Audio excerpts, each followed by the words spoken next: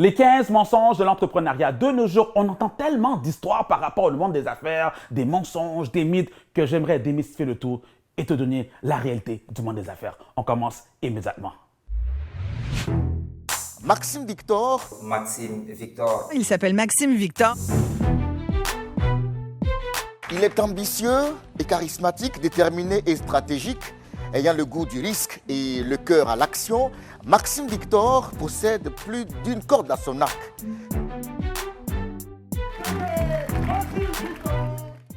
Le premier mensonge qu'on entend souvent, c'est celui-ci. Bâtir une entreprise autour de ta passion, suivre sa passion. C'est pas assez la passion, laisse-moi te dire.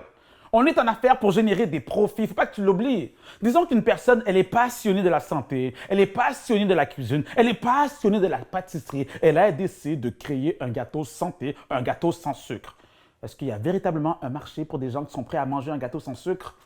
Il y a 3 critères essentiels que tu dois tenir compte lorsque tu mets ton entreprise en place. La passion seule n'est pas assez. Je te montre ça immédiatement. Le premier critère, c'est bien sûr la clientèle. À qui est-ce que tu parles?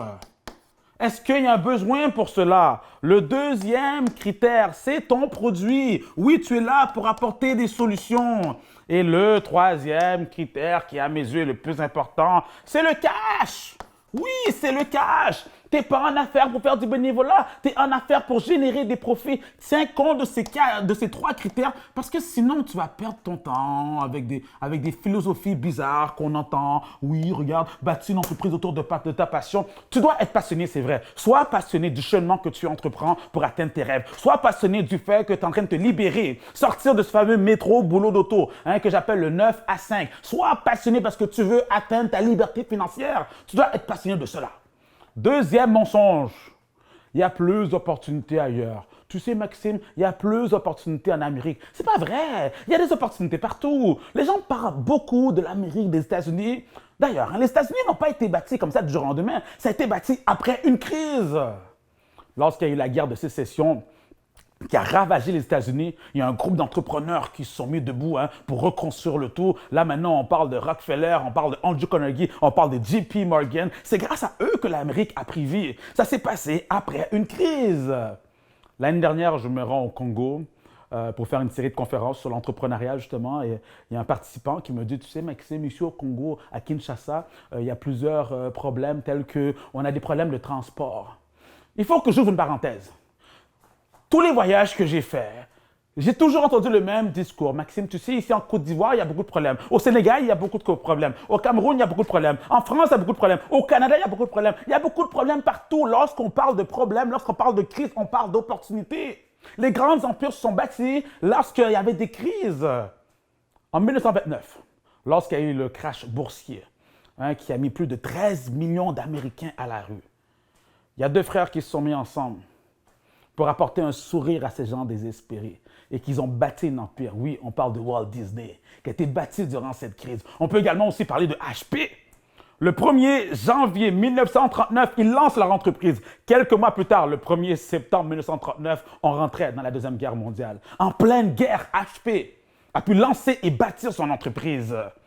En 2008, lorsqu'il y a eu la crise immobilière, il y a plusieurs belles entreprises qui ont pu être créées, telles que WhatsApp, l'application WhatsApp, c'est un ancien de Yahoo qui a pu mettre cette application en place, Airbnb. Il y a également aussi 2 entrepreneurs pendant qu'ils faisaient un voyage d'affaires à Paris, Travis et Garrett, ils se trouvaient au coin d'une rue, ils attendaient un taxi, ils avaient tellement froid, ils faisaient un froid de canard.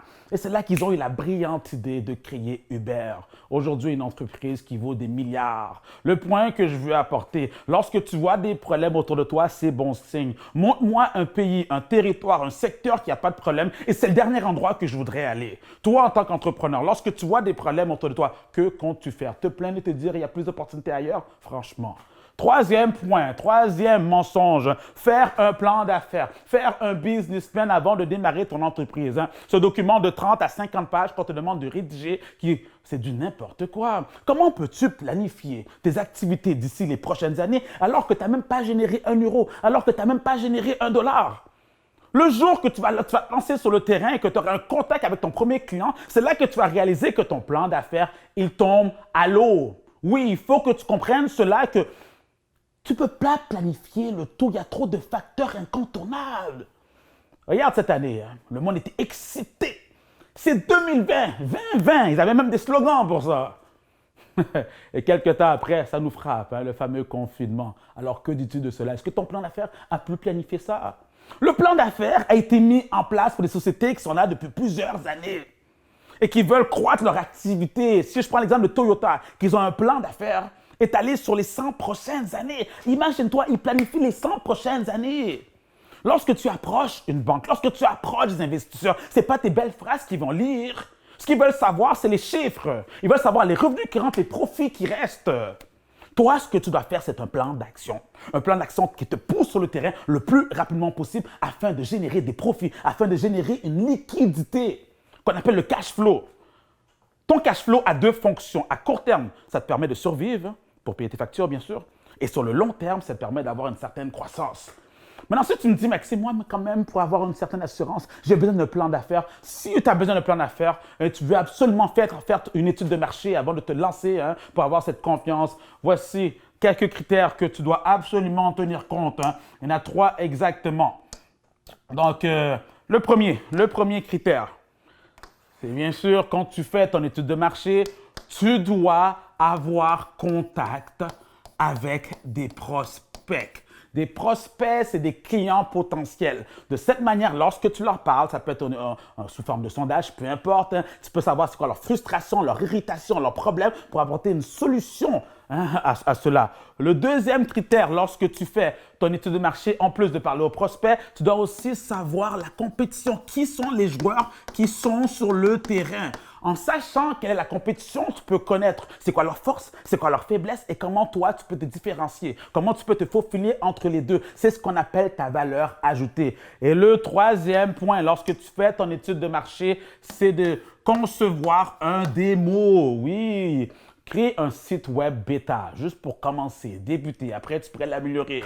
Si tu vends des produits, des petits produits d'échantillonnage, juste pour commencer quelque part. C'est ça une vraie étude de marché. Tu dois te lancer dans l'action. C'est pas le temps de réfléchir et te dire « Ah, mais laisse-moi voir qu'est-ce que je pourrais faire. » Pendant que tu réfléchis, pendant que tu analyses, pendant que tu deviens paralysé, il y en a d'autres qui sont sur le terrain.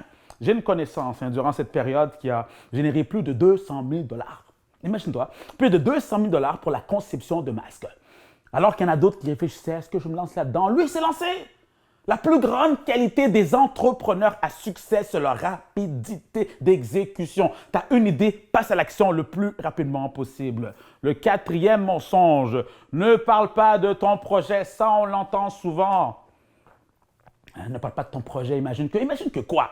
C'est vrai, il y a certaines personnes autour de toi, tu les connais déjà, c'est des gens négatifs, c'est des personnes qui veulent te décourager, c'est des personnes qui veulent te ramener vers le bas, c'est des personnes qui sont jaloux, peu importe. Ces personnes, à la base, t'es pauvre. Non, ne parle pas de ton projet. Quand on parle de... Moi, je t'encourage de parler de ton projet. Ce sont des gens qui peuvent t'aider. Personne ne peut t'aider si tu n'en parles pas. Lorsque tu parles de ton projet, tu reçois des critiques constructives. Ça t'apporte une confiance dans ton cheminement. Ça te permet également de bâtir une équipe. Oui. Parce qu'il faut comprendre qu'être en business, ce n'est pas un one-man show, ce n'est pas quelque chose que tu fais tout seul. J'aime la citation, le dicton qui dit qu'à seul, on va plus vite, mais à plusieurs, on va plus loin. Donc, si tu veux bâtir un empire, tu as besoin d'une équipe pour te toi. Mais alors, pour ça, il faut que tu en parles. Et aussi, lorsque tu parles, ça te donne une pression. Parce que là, maintenant, les gens vont t'observer. Ils vont te demander, ils vont te poser la question, alors comment va ton projet? Comment va ton entreprise? Est-ce que tu t'es lancé? Personnellement, lorsque je me lance dans une nouvelle idée d'affaires, j'aime en parler.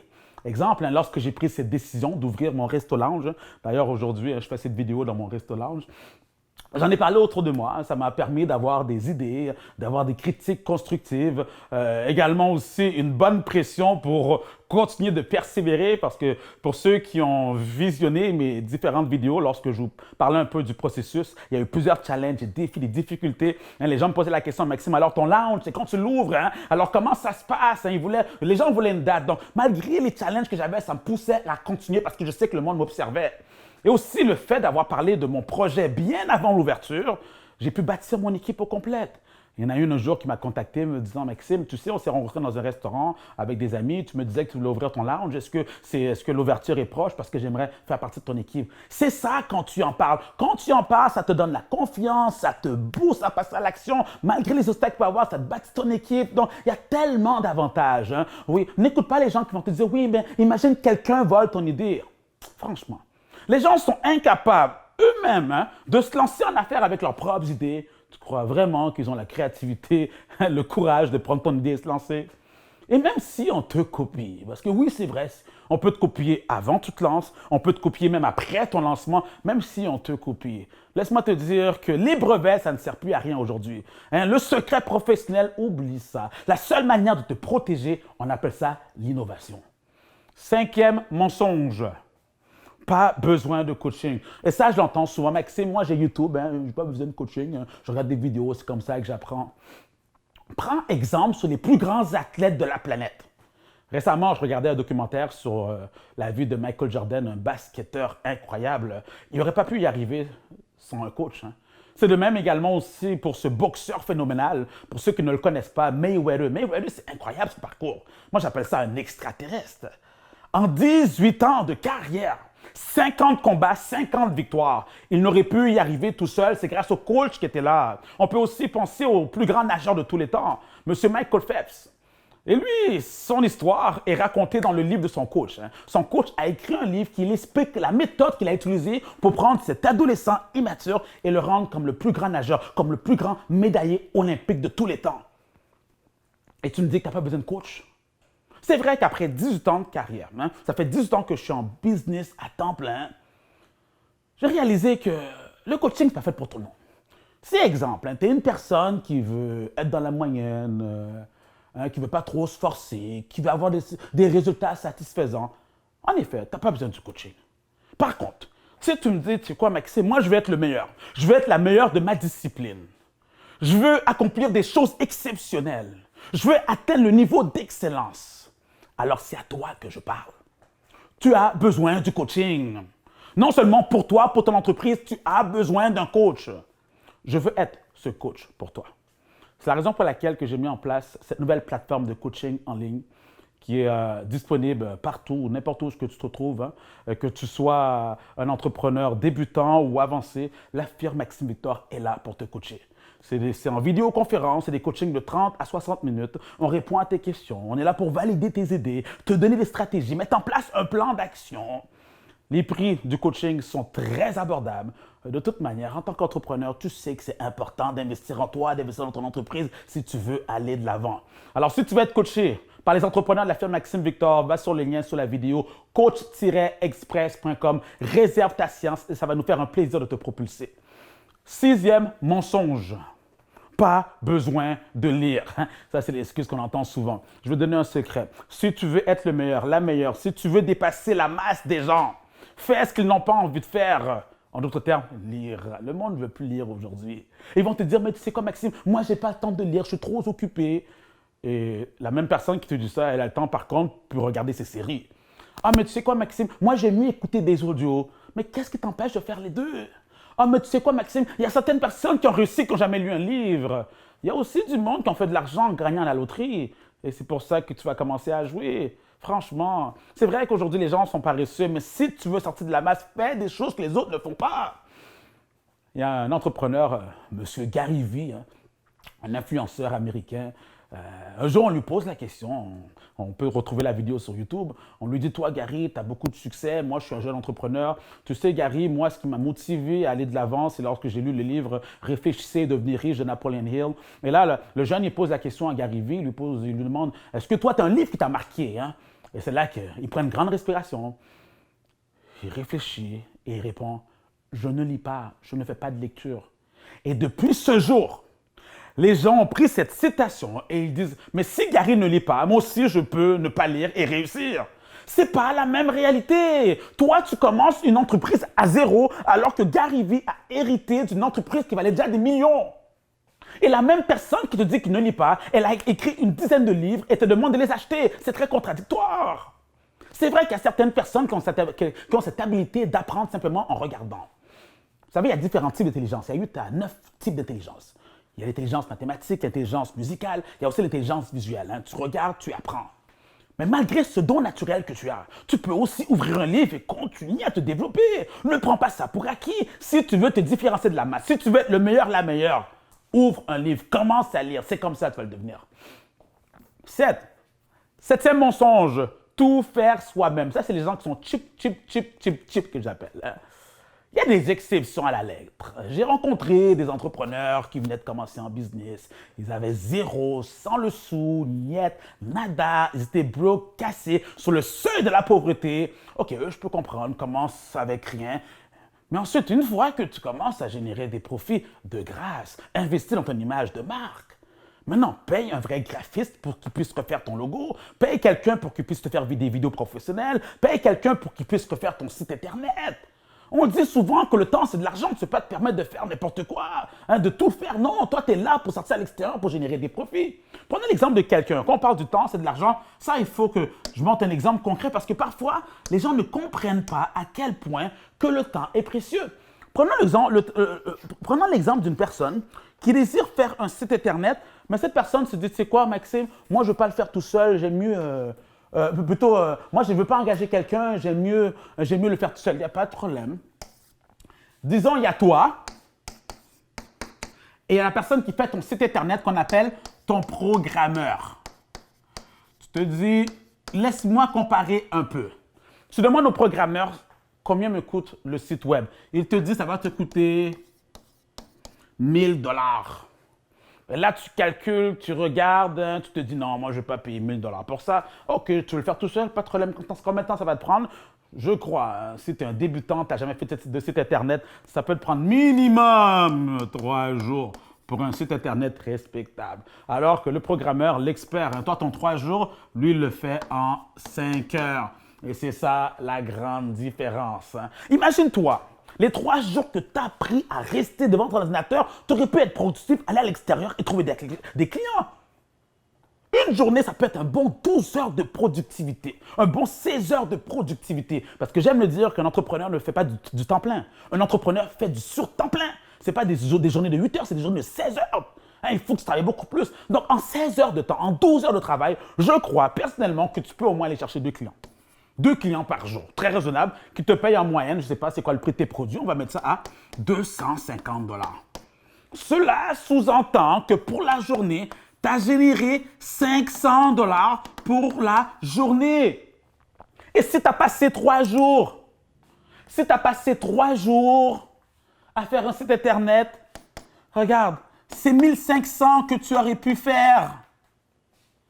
Mais au lieu de ça, tu es resté là, tu n'as fait que dalle. Si tu fais tes calculs rapidement, tu aurais pu payer quelqu'un faire le travail, mais tu l'as fait toi-même. Malheureusement, en calcul rapide, tu viens de perdre 500 $ juste parce que tu ne voulais pas investir. Ne rentre pas dans ces catégories de personnes qui veulent absolument tout faire eux-mêmes hein, parce qu'ils sont cheap.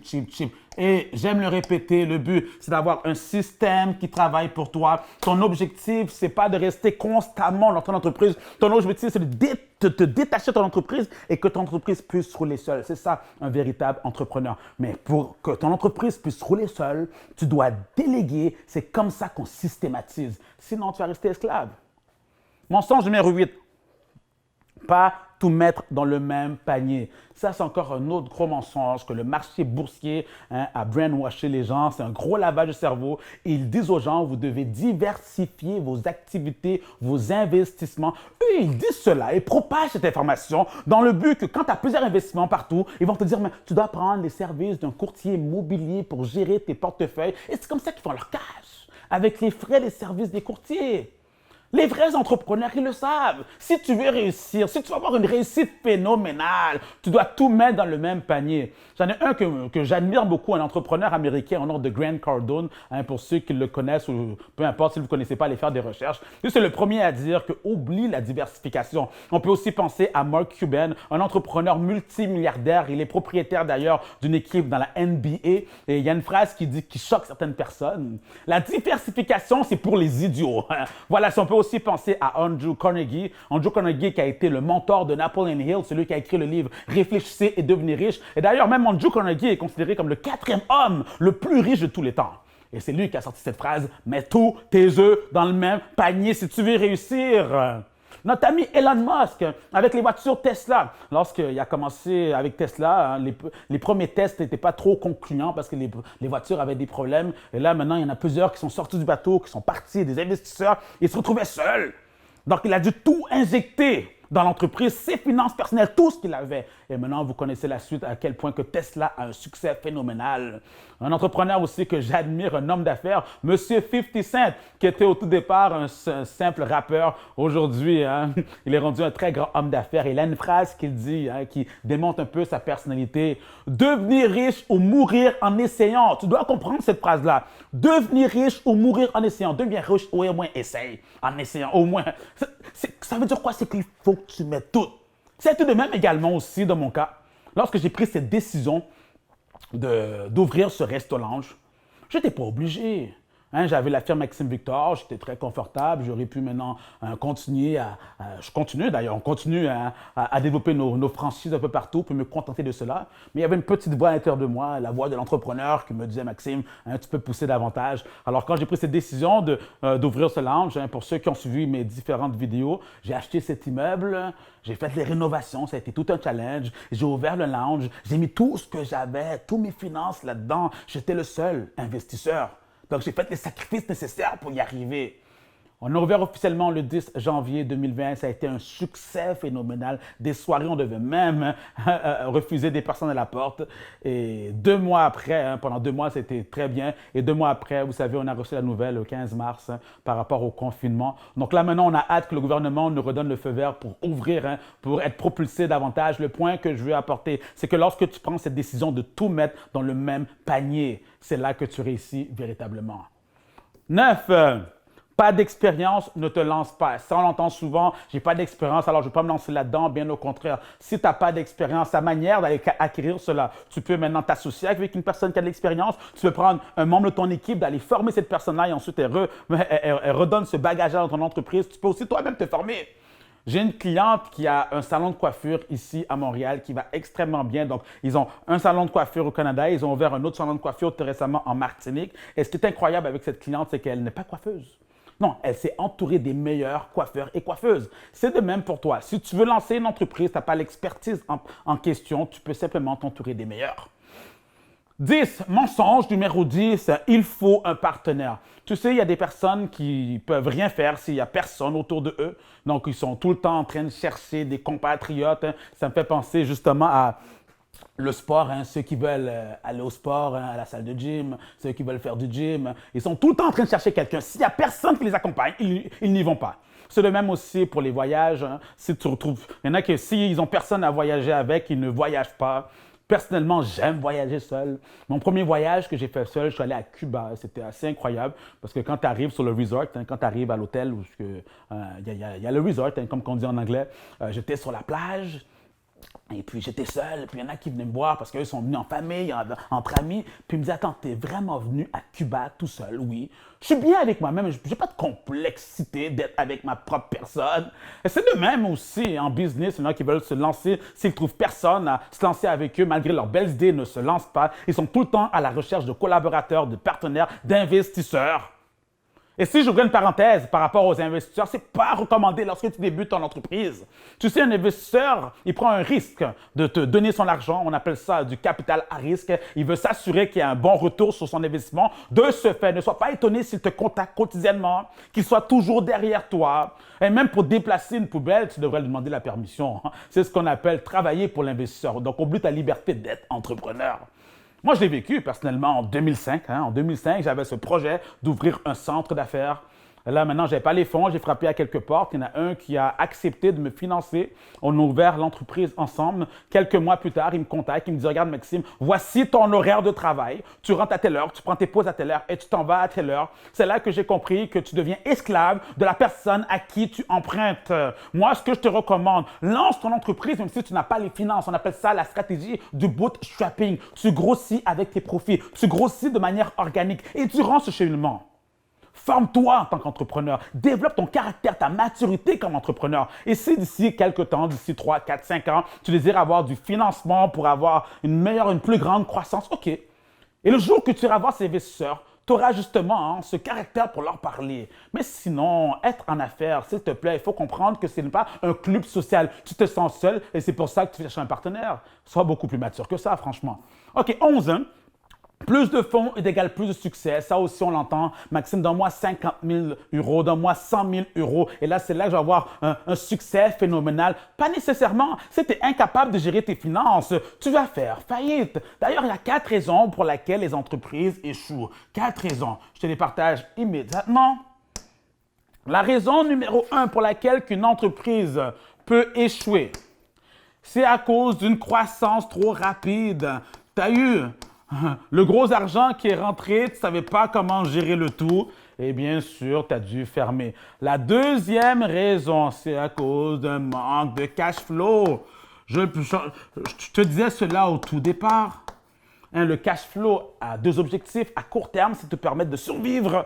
Et si tu n'as pas ce cash, tu es incapable de payer tes factures. La troisième raison pour laquelle une entreprise échoue, c'est à cause de mauvaises stratégies.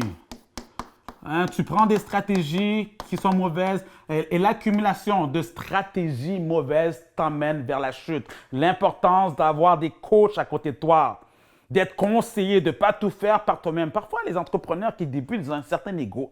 Parce qu'ils ont généré un 1 000 $, un 2 000 euros, là maintenant ça monte à leur tête. Va te chercher un coach, s'il te plaît. Je veux être là pour t'aider, te donner les bonnes stratégies au lieu de te gonfler la tête. Et la quatrième stratégie, c'est parce que, la quatrième raison pour laquelle les entreprises échouent, c'est dû à un marché qui est en déclin. Il n'y a plus de besoin dans ce marché. Donc, je retourne directement. Alors, ça, c'est les 4 raisons. Une croissance rapide, donc un manque de cash flow, une mauvaise stratégie, un marché en déclin. Là, maintenant, on va retourner dans nos stratégies. On est en train de voir les 15 stratégies pour lesquelles, les 15 mensonges de l'entrepreneuriat. Et le 12e, attendre le bon timing. Il y a des gens qui sont tout le temps en train d'attendre avant de se lancer en affaires. C'est plus le temps d'attendre. On est vraiment dans le bon timing au moment qu'on se parle. Il y a eu différentes ères à notre époque. Il y a eu l'ère agricole, l'ère industrielle, il y a eu l'ère du service, l'ère de l'information. Et ça fait des années, je répète aux gens, que nous sommes rendus à l'ère de l'entrepreneuriat. Quand j'ai commencé en business en 2002, il y a maintenant 18 ans de ça, les gens pensaient que j'étais fou. Le monde ne comprenait pas c'était quoi l'entrepreneuriat. Mais aujourd'hui, c'est totalement autre chose. Parce que tout le monde s'est rendu une tendance, l'entrepreneuriat. Juste l'année dernière, en 2019, on a pu, les statistiques le disent, il y a plus de 800 000 entreprises qui ont été créées en France. Et les statistiques sont presque similaires un peu partout. Pourquoi? Parce que le monde veut être libre, et surtout dans les pays où les territoires où le taux de chômage est élevé. Il fut un temps, ces personnes-là qui étaient dans le chômage se disaient que le gouvernement va m'aider. Là, ils ont compris que le gouvernement n'est pas là pour t'aider. Si tu veux avoir de l'aide, il faut que tu t'aides par toi-même. C'est pour ça qu'on dit que la charité bien ordonnée commence par soi-même. Donc, regarde, n'attends pas le bon timing. Le bon timing, c'est maintenant. Juste lance-toi. Ne rentre pas aussi dans cette catégorie de personnes parce qu'il n'y a rien de gratifiant à dire que tu vois tel produit, tu vois tel contexte, tel concept, tu vois tel service, j'ai déjà pensé à cela. Il y en a beaucoup, c'est comme ça qui parlent. J'ai déjà pensé à ce concept-là, mais alors pourquoi tu ne l'as pas fait? Pourquoi tu ne l'as pas fait si tu avais pensé? J'ai une connaissance qui a lancé sa boisson alcoolisée au nom de LS Cream. C'est une boisson qui est inspirée du crémasse. Le crémasse, c'est la boisson populaire en Haïti. Et puis, donc, il l'a lancé. Aujourd'hui, ça va très bien. Ça se vend dans les grandes surfaces ici au Canada et même aux États-Unis. Et donc, c'est quand même un grand pas qu'il a fait. Il pensait que les gens allaient l'encourager. Et bien, au contraire, ils ont commencé à lui lancer des pierres. Et les gens ont commencé à dire « Oh oui, moi, j'aurais fait ça différemment. Ça ne coûte pas comme le vrai crémasse. C'est du n'importe quoi. » Vous savez, il y a toujours ces personnes-là qui sont présents. Ils attendent que tu fasses quelque chose. Et ils vont te dire « Oh ouais, moi, j'aurais fait différemment. » Et pourtant, eux, ils ne font rien. Ils sont tout le temps en train de réfléchir. Ils sont tout le temps en train d'analyser et ils deviennent paralysés. Ne rentre pas dans cette catégorie. Tu as un projet, juste tu te lances. 13, le 13e mensonge. Ceux qui réussissent sont des escrocs. Ceux qui réussissent sont des voleurs. Ceux qui réussissent ont fait quelque chose de croche. Ils ont vendu leur âme. Tu sais, ce genre de phrases qu'on entend. C'est totalement faux. Il y en a qui me disent « Ouais, Maxime, mais tu sais que l'argent change le monde. » L'argent ne change pas les gens. L'argent dévoile la vraie nature d'une personne. Si à la base, une personne elle est généreuse, donne-lui plus d'argent, elle va en redonner plus. Mais si au contraire, la personne est escroc, c'est une voleuse, ce n'est pas l'argent qui l'a changé, elle a toujours été ainsi. L'argent est un instrument qui est neutre. J'aime comparer l'argent à un couteau. Disons que ça, c'est un couteau. Tu prends ce couteau et tu le remets au plus grand chef culinaire qui existe. Ce chef va nous faire des chefs-d'œuvre avec ce couteau. Maintenant, on reprend le même couteau et on le donne au plus grand criminel. Il va nous faire des chefs-d'œuvre à sa manière. Est-ce que c'est le couteau qui est mauvais? Est-ce que c'est l'instrument qui est mauvais? Est-ce que c'est l'argent qui est mauvais? Non. Quand tu vois des entrepreneurs réussir, c'est parce qu'ils ont travaillé fort pour y arriver. Ils ont fait des sacrifices pour être là. Ils se sont formés. Ils sont allés prendre les informations. Il n'y a pas eu de chance dans tout ça. Toi, le jour que tu vas réussir, c'est parce que tu as volé quelqu'un. Non, c'est parce que tu as travaillé. Tu as mis les efforts nécessaires, tu as fait les sacrifices et c'est pour ça qu'on va t'acclamer. L'avant-dernier mensonge, le client est roi. Le client est roi pour les autres, personnellement, pas dans mon vocabulaire et ni dans mon dictionnaire. Le client est roi pour certaines personnes parce qu'il vise tout le monde. Donc, celui qui vise tout le monde ne vise personne. Et quand tu vises tout le monde, il y a des gens qui vont venir te voir, qui vont penser qu'ils sont rois. Je te conseille de choisir ta clientèle, même de congédier certains clients. Je crois personnellement que la clientèle et toi, en tant qu'entrepreneur, vous devez former un partenariat. C'est une collaboration. Il n'y a personne de supérieur. Le client n'est pas plus supérieur que toi. Tu n'es pas plus supérieur que le client. Donc, pour avoir cette chimie, pour avoir cette collaboration, ce partenariat, tu dois savoir sélectionner tes clients. J'appelle ça des clients de niveau 10. Il y a 4 critères que tu dois tenir compte quand tu veux sélectionner tes clients et qu'ils soient des clients de niveau 10. Le premier critère pour savoir si ton client est un client de niveau 10, c'est un client, c'est une personne qui respecte ton expertise. La personne, elle sait qu'est-ce que tu fais, elle respecte cela, elle veut faire affaire avec toi parce qu'elle sait que c'est toi le meilleur, la meilleure. Deuxième critère qui fait en sorte que ça soit un client de niveau 10, c'est un client qui respecte tes prix. Pas un client qui vient te voir, elle ne t'a même pas posé des questions sur tes produits et services, elle t'a juste demandé c'est quoi tes prix, est-ce que tu es le moins cher sur le marché. Mets ça de côté. Le troisième critère, c'est un client qui sait ce qu'il veut.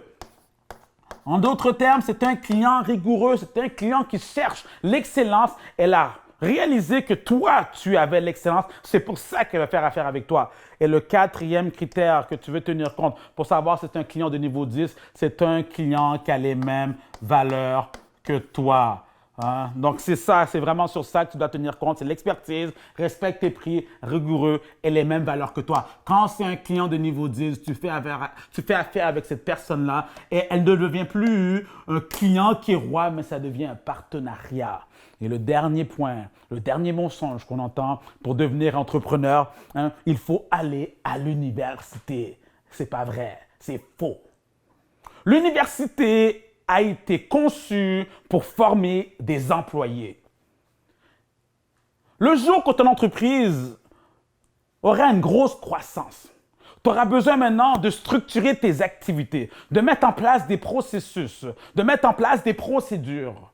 Là, je te recommande fortement d'engager des gens qui sont allés à l'université pour gérer ton entreprise. C'est ça leur formation et ils ont été formés pour gérer les entreprises des autres. Mais toi, en tant qu'entrepreneur, si tu veux te former, ce n'est pas à l'université. Tu dois aller voir des organisations qui ont une approche différente. Les organisations où les formateurs sont tout d'abord des entrepreneurs. Je prends l'exemple de notre firme, la firme Maxime Victor. On n'est aucunement associé au gouvernement. On ne reçoit pas de subventions du gouvernement. On est une organisation privée. Et tous nos formateurs sont à la base tous entrepreneurs. Tous les coachs qui travaillent au sein de la firme sont à la base tous des entrepreneurs qui transmettent leur expertise, leur bagage, leur vécu. C'est ce genre de formation que tu as besoin. Et comme j'ai dit également au début de la vidéo, tu peux aussi te faire former en coaching. J'aime beaucoup l'approche du coaching. C'est une approche individuelle. Tu poses des questions, la personne est là pour toi. Depuis les dernières semaines, j'ai coaché des entrepreneurs un peu partout dans le monde. Hein. au Congo, Suisse, France, Canada. Vraiment de très belles histoires. J'aime bien quelqu'un qui a plein de doutes, plein de questionnements. Et après la science, hein, tout s'est éclairci. Si c'est ton cas, je te dirais, va sur le lien que je t'ai partagé un peu plus tôt, coach-express.com, et ça va me faire un plaisir de te coacher, de te propulser afin que tu puisses atteindre tes objectifs. C'était Maxime Victor pour t'inspirer et te motiver à te surpasser.